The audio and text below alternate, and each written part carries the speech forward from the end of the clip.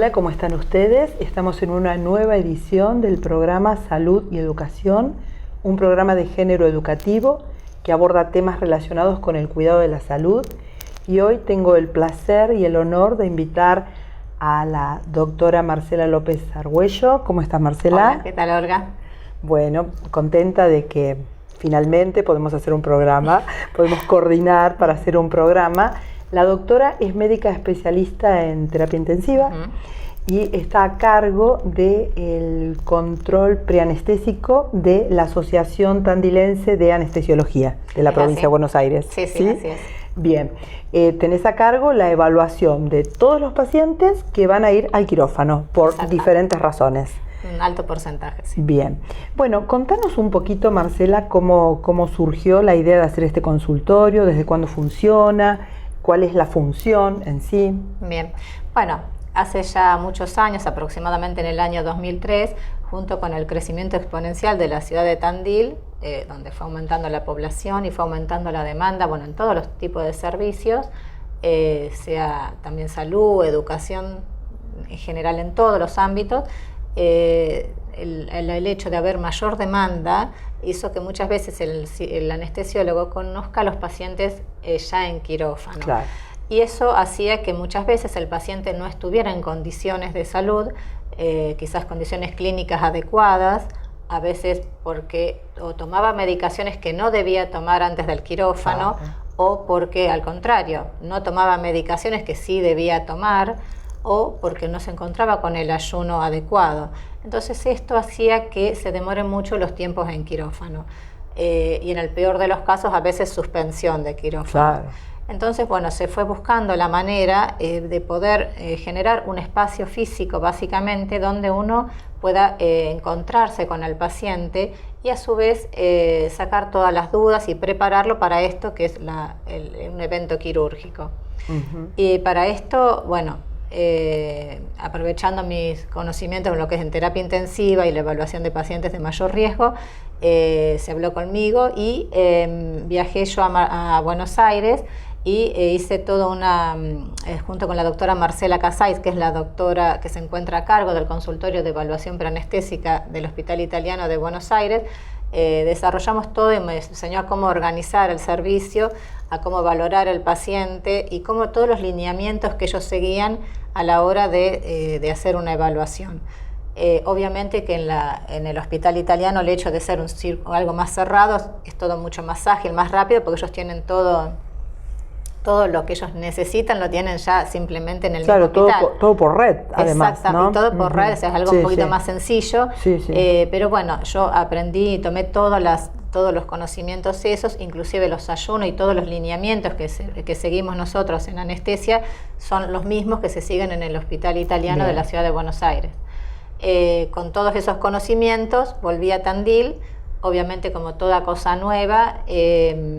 Al principio costó un poco más que el cirujano un poco mande su paciente porque era obviamente algo nuevo. Claro. Pero bueno, yo creo que con el tiempo y al principio más lento y de a poquito se fueron dando cuenta que el paciente llegaba mejor a quirófano y no solamente esto redundaba en un beneficio para el anestesiólogo, sino también en definitiva para el cirujano, porque el paciente llegaba en general más tranquilo y mejor preparado y esos los resultados a posteriori son buenos para ambos, ¿no?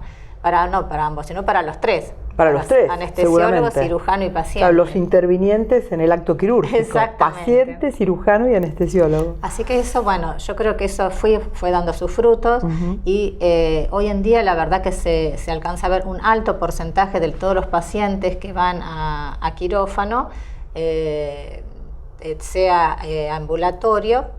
Tenemos un alto porcentaje de pacientes que pasan por el servicio de evaluación preanestésica. Y contamos hoy en día con 3 médicos, ¿sí?, que se dedican a la evaluación de pacientes ambulatorios. A su vez, todos estos beneficios que uno encontró en el paciente ambulatorio se trató de llevarlo así al paciente internado. Entonces también hace ya unos cuantos años se evalúa al paciente internado. Es otro tipo de paciente, es un paciente quizás más ágil en el sentido de que uno sí, al estar internado, tiene toda la posibilidad de relación con el médico cirujano, con hemoterapia o terapia o el servicio que uno requiera. Claro, con los estudios que se tienen que para poder facilitar. solicitar. En el caso de necesitar algo, es algo un poquito más ágil. En ese sentido es más fácil. Pero también es algo que gran porcentaje de los pacientes, obviamente no emergencias, pero sí pacientes que van al otro día a quirófano o pacientes que requieren una cirugía, no, ya digo, no emergencia, pero sí próxima, se pueden hacer. Así que bueno, de a poquito fue creciendo.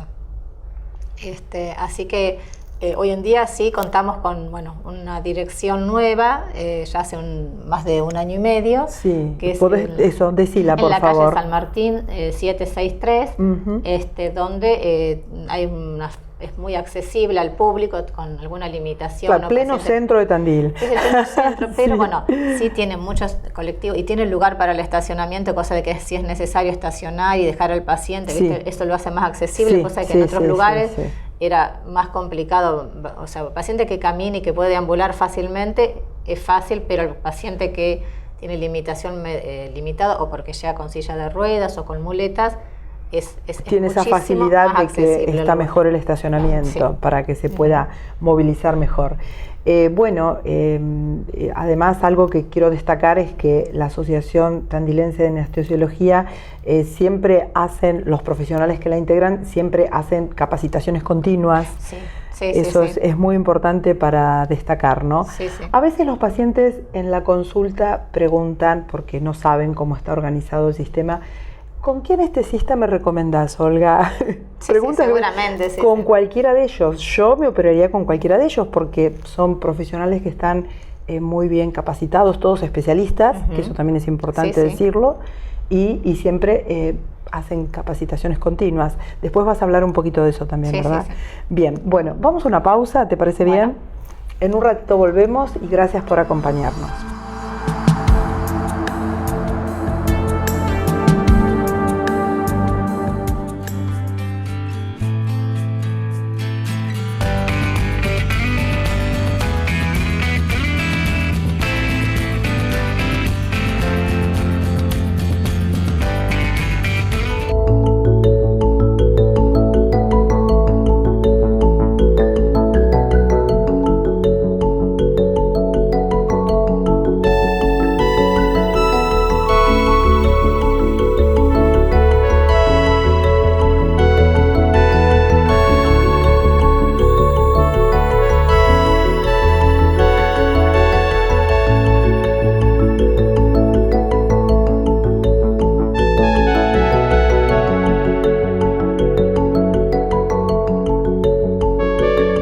Continuamos en este segundo bloque con la doctora Marcela López Argüello, que es médica especialista en terapia intensiva y está a cargo del control preanestésico de la Asociación Tandilense de Anestesiología.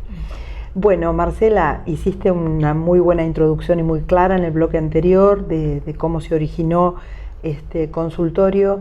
Y contanos un poquito en este bloque cómo es la dinámica del consultorio en sí.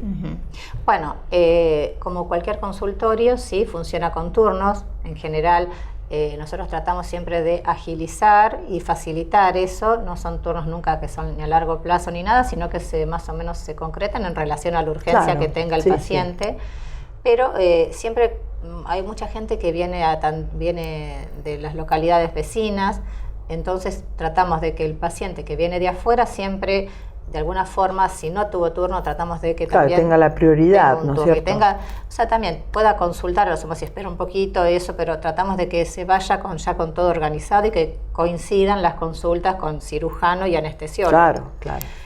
Como te decía, se saca un turno. Lo ideal sería que se haga 1 o 2 semanas antes. Eso sería lo ideal, no quiere decir que siempre pase, pero sería lo ideal. ¿Por qué? Porque nos va a dar tiempo a que si uno tiene que tomar alguna medida, en el caso de pedir nuevos estudios o de tener que acomodar alguna medicación y ver cómo responde esa medicación, eso nos ayuda a que no haya que demorar tiempos en quirófano.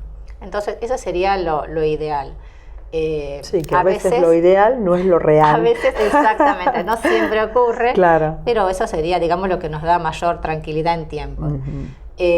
Con esto, una vez que viene el paciente, cuando se saca el turno, siempre se le pide al paciente otra cosa importante, que traiga todas las medicaciones que toma, porque bueno, hay mucha gente que es sana que no toma remedios, otra que toma poquitos y se los acuerda, pero hay algunos, sobre todo pacientes mayores, que vienen con una lista, o si se olvidan la lista... O con una bolsita. O con la bolsita vienen muchas veces, entonces yo les digo, a veces traten de pegar los troqueles para facilitar. Sí. Pero bueno, la idea es, lo más importante y el objetivo por el que se hizo el consultorio, es generar este espacio de intercambio donde el paciente justamente mejorar la relación médico-paciente, eso es lo que por lo menos fue la preocupación del servicio de anestesia, y se pueda evacuar todas las dudas, ¿sí? Esto se hace inicialmente con una historia clínica, como todo consulta, claro. Es una consulta clínica básicamente, pero empieza con una historia clínica, con una toma de datos filiales.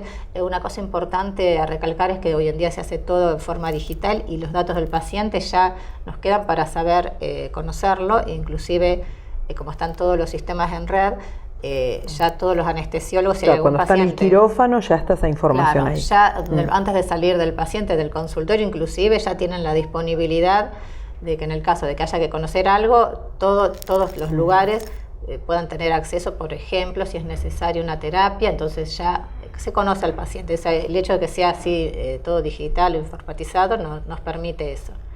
Bueno, se hace una historia clínica donde se van recabando datos filiales, como te decía, se pasa a un examen físico, donde ese examen físico va a ir apuntándose hacia los distintos órganos y sistemas que a uno más le interesen.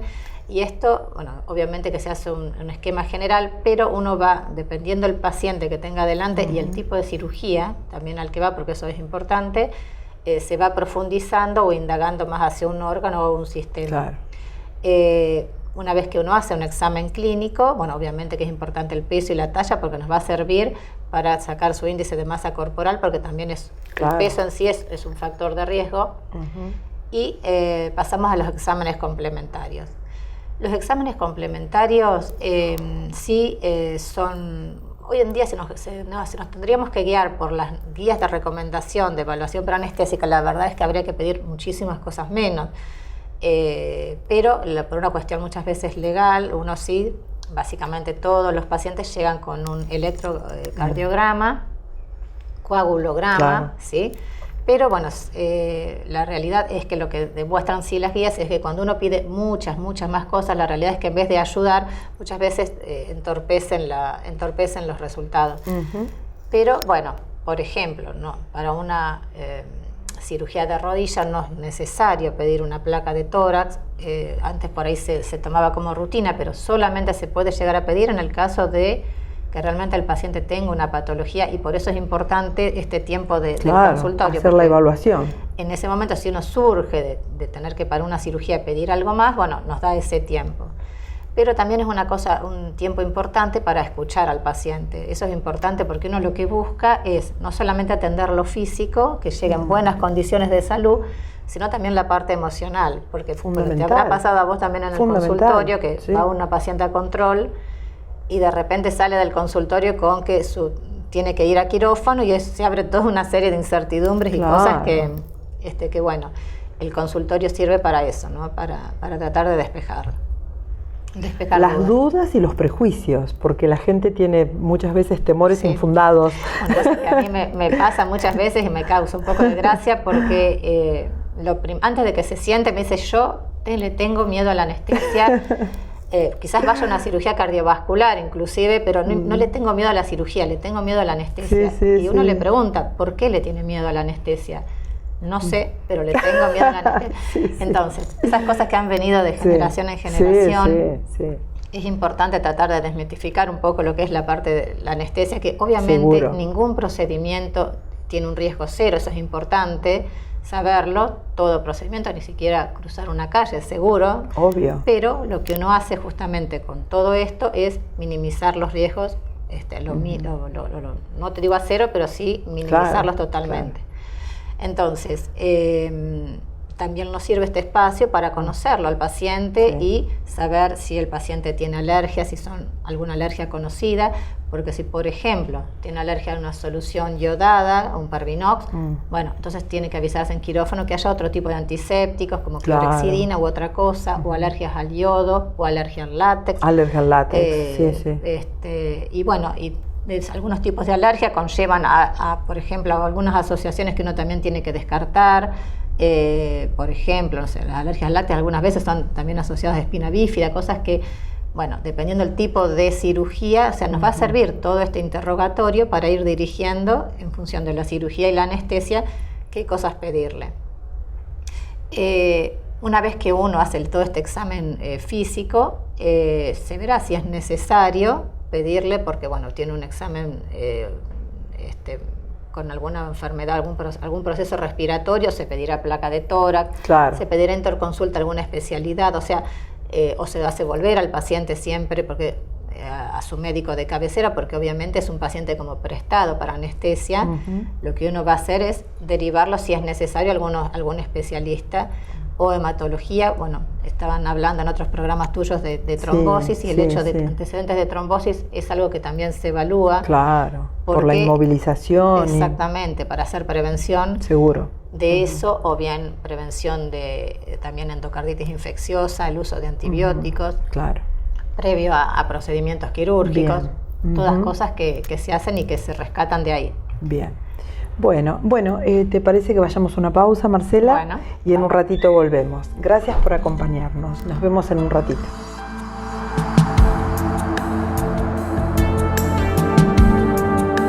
Microcirugías. Atención en oftalmología especializada. Clínica de Ojos Tandil. Avenida Santa Marina 760. Página web www.clinicadeojostandil.com.ar. Email cotandil@spidi.com.ar. Bueno, continuamos en este último bloque. Estoy con la doctora Marcela López Argüello, que es coordinadora de el control preanestésico o la consulta preanestésica. Que toda persona que va a un quirófano acá en la ciudad de Tandil tiene que pasar por este consultorio. Estabas hablando, Marcela, en el bloque anterior hablábamos las dos, porque yo también te decía que es cierto, la mayoría de las personas tiene miedo a la anestesia, y bueno, acá están un poquito los prejuicios que la gente tiene por sobre todo la anestesia general, ¿no es cierto? Y yo decía algo importante para destacar de la Asociación de Anestesiología de Tandil, no solo la capacitación constante que realizan los integrantes de la asociación, sino también la inversión en aparatología, ¿no? Que esto es fundamental para controlar todos los signos vitales de la paciente que está recibiendo una anestesia y una cirugía, ¿no es cierto? Exactamente, bueno, eso es algo importante para destacar. Sí, porque lo que justamente se trabaja, bueno, como yo te decía hoy al principio, el objetivo siempre fue del consultorio mejorar la relación médico-paciente, conocer al paciente, acomodar todo lo que haya que acomodar para que el paciente disminuya riesgos, y a su vez esto de informarle, ¿sí? Todo esto sumado a la capacitación y a toda la inversión que se realiza en anestesia, realmente me alegra así de formar parte de este equipo, porque como te venía contando yo hoy, se invierte y mucho, y no se ahorra en lo que son calidad de drogas, lo que es mantenimiento, inclusive mesas de anestesia, la renovación y todo lo que es el trabajo del anestesiólogo. El hecho también de haber creado un consultorio de evaluación preanestésica forma parte también de esa inversión, porque obviamente para ellos es todo algo más que se agrega, pero realmente la capacitación constante que ellos hacen, la incorporación de nuevas tecnologías. Hace ya varios años se incorporó el ecógrafo, que eso, bueno, lo van a hablar seguramente ellos en algún momento, pero hoy en día todas las prácticas las hacen, inclusive anestesias que son tronculares o bloqueos, se hacen guiados por ecógrafos, para lo que ellos tuvieron que especializarse. A su vez, también hay algo nuevo que te lo van a contar mejor ellos, que es el monitoreo de la hipnosis del paciente, donde se pone a través de electrodos que se ponen en la cabeza, se mide el grado de hipnosis, y esto está titulado en un rango numérico donde permite titular la cantidad de drogas para lograr la hipnosis deseada. Hace que el paciente se duerma en un estado donde es adecuado y con la menor cantidad de medicación posible, o sea que esto también disminuye el clearance de drogas también, y a su vez despertar al paciente de acuerdo a este mismo título o este rango de numérico que ellos tienen. Estos son electrodos que se ponen en la cabeza, se está usando ahora para medir justamente la hipnosis y la analgesia básicamente. Eso, y sumado también al hecho de que ahora hay residencia de anestesiología en Tandil. Este año es el tercer año, la tercera camada de residentes. Y el hecho de que haya siempre una residencia en un servicio siempre es bueno, porque hace que un paciente, que uno como digamos como capacitador se mantenga siempre constantemente actualizado, y la demanda, bueno, es un empuje siempre muy fresco que le hace bien a todos, ¿no? Un estímulo fundamental. Es un estímulo y bueno, también una parte también de ese ingreso, cuando ellos ingresan, es también por el servicio de evaluación preanestésica, para que todos trabajemos también en el mismo sentido. Entonces, todas esas cosas, porque cuando uno evalúa a un paciente en riesgo, básicamente el riesgo, uno le explica al paciente, el riesgo lo pone, es un trípode, y el pilar fundamental de ese trípode es el paciente, ¿sí? La edad del paciente, el peso del paciente es algo importante, que fume o que no fume, que tenga enfermedades comórbidas, sea diabetes, sea insuficiencia renal, o todo es importante que el paciente al momento del quirófano, de llevar al quirófano, esté con sus enfermedades comórbidas compensadas, que esté bien, ¿sí? Porque ello disminuye los riesgos. Y a su vez es como el paciente recibe un estrés quirúrgico y anestésico, porque también hay que valorar la cirugía en todo este trípode de riesgos. No es solamente anestesia y paciente también, sino el tipo de cirugía, porque una cosa es una cirugía dependiendo de la topografía donde se vaya a operar, de cabeza y cuello, de abdomen, o un estudio superficial, o donde uno espera no mayor o menor cantidad de sangrados, o mezclas de fluidos, o cirugías ortopédicas, porque ya los riesgos van cambiando en función del tipo de cirugía también. Pero bueno, todo esto se evalúa. El tipo de cirugía y el tiempo de anestesia, el tiempo que el paciente tiene que estar que todo se relaciona. Forma parte de un todo, justamente. Y ese todo es lo que uno trata de evaluar. Y bueno, y otra cosa importante es que cuando uno hace esta evaluación, bueno, sí, nos tomamos un tiempo para comentar el ayuno, ¿sí? Eso ha cambiado mucho también, ¿verdad? El ayuno sí, porque bueno, también nos estamos guiando con todas las normas del hospital italiano. Hoy en día se ha visto que no son ayunos prolongados. Se busca que el paciente, los ayunos son de 8 horas en general para sólidos, entendiendo esos sólidos también la leche, los derivados, las infusiones más irritantes como café o mate, también se dejan hasta 8 horas antes.